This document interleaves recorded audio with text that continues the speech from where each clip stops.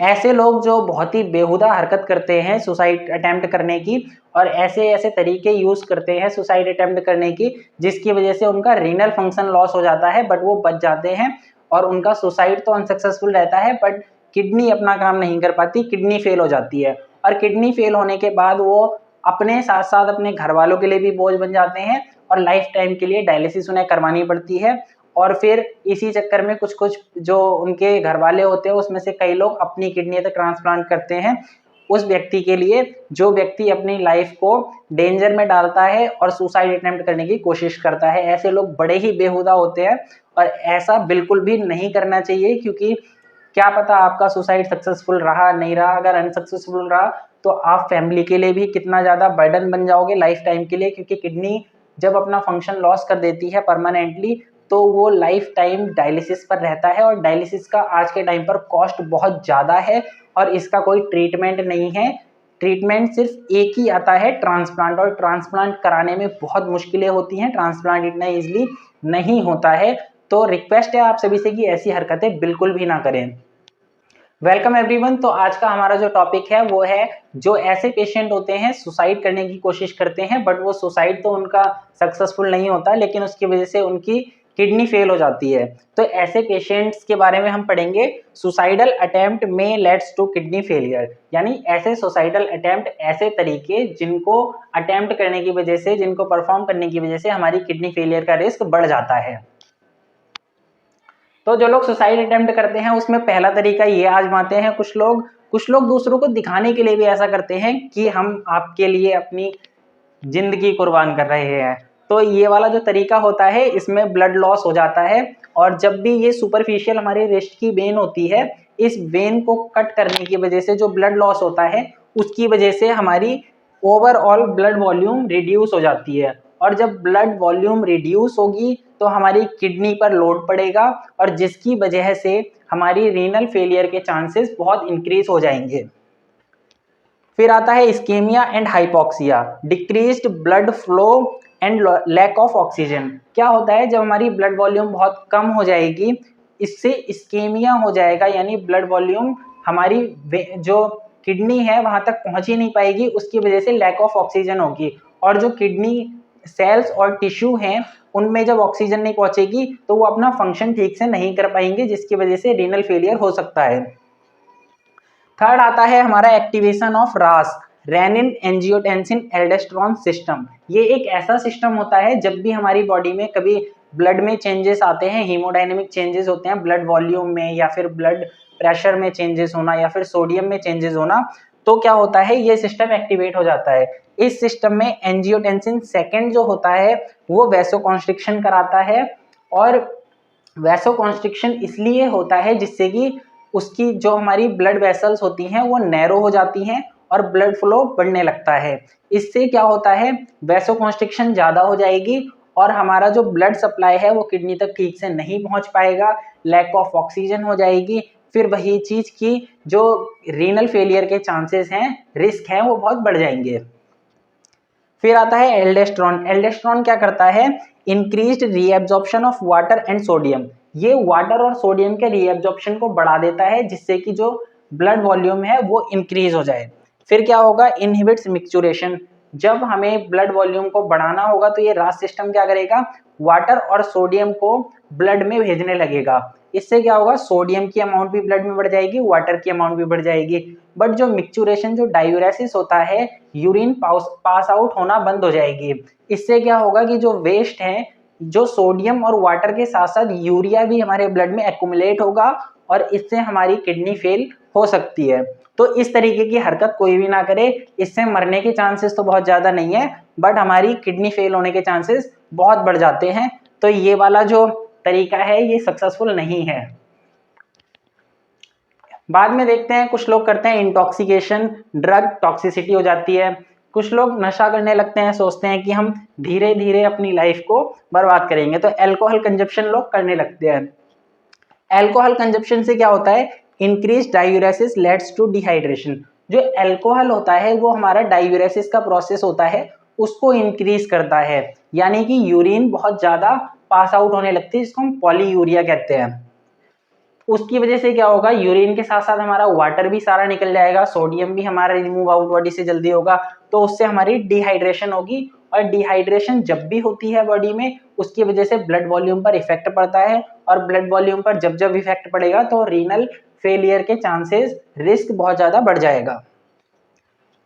Second आता है drug over consumption.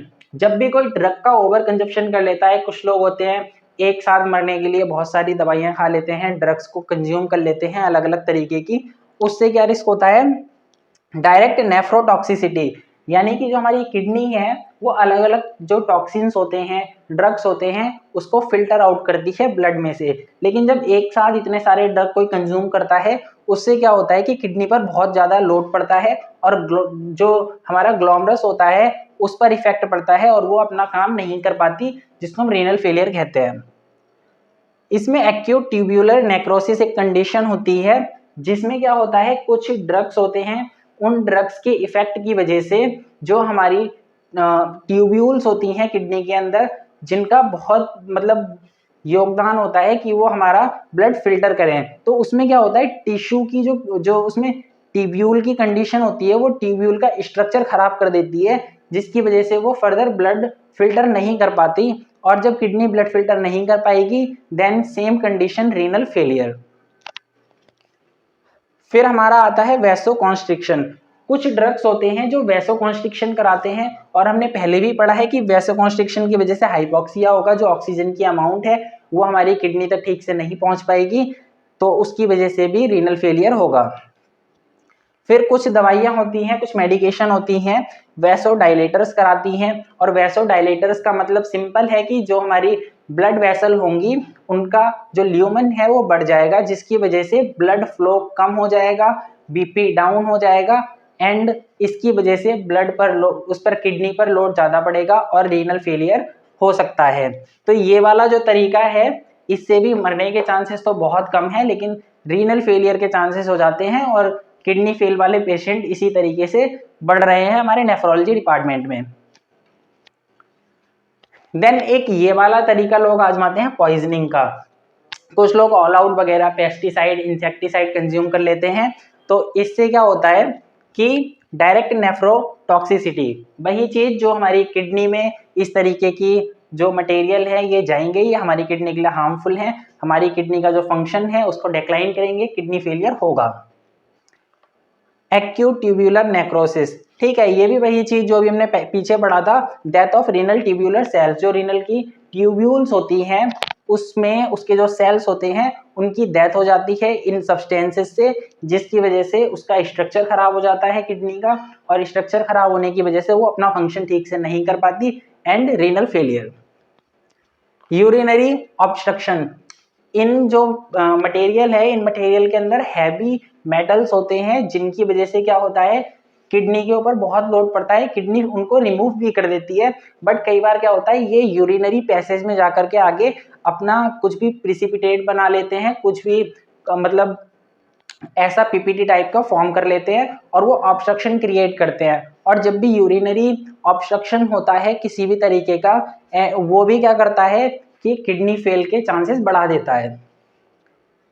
Haemodynamic changes, इन substances की वजह से क्या होता है, हीमोडायनेमिक चेंजेस होता है, जो ब्लड होता है उसमें अलग अलग चेंजेस आते हैं, इलेक्ट्रोलाइट चेंजेस आते हैं, बीपी हमारा बढ़ जाता है या कम हो जाता है, या फिर ब्लड वॉल्यूम में चेंजेस आते हैं, जिसकी वजह से रीनल फेलियर हो सकता है। एक कंडीशन आती है रैप्डोमायोलाइसिस। रैप्डोमायोलाइसिस में क्या होता है, ब्रेकडाउन ऑफ मसल टिश्यू। जब भी हम ऐसे सब्सटेंसेस को इनटेक करते हैं तो रैप्डोमायोलाइसिस एक कंडीशन होती है जिसमें मसल टिश्यू जो है उनका ब्रेकडाउन होने लग जाता है, और जब मसल टिश्यू का ब्रेकडाउन होता है उसकी जो लास्ट जो मटेरियल निकलता है वो निकलता है मायोग्लोबिन, और जो मायोग्लोबिन होता है इसको ब्लड में से रिमूव करने के लिए हमारी किडनी काम करती है, लेकिन ये जो मायोग्लोबिन है इसका मॉलिक्यूलर वेट बहुत ज़्यादा होता है, अप्रोक्सीमेटली 17.5 किलो डाल्टन होता है, जिसको रिमूव आउट करना बड़ा भारी पड़ जाता है किडनी के लिए, और किडनी इसको रिमूव करते करते अपना जो फंक्शन है उसको खो देती है, जिसकी वजह से रीनल फेलियर हो जाता है।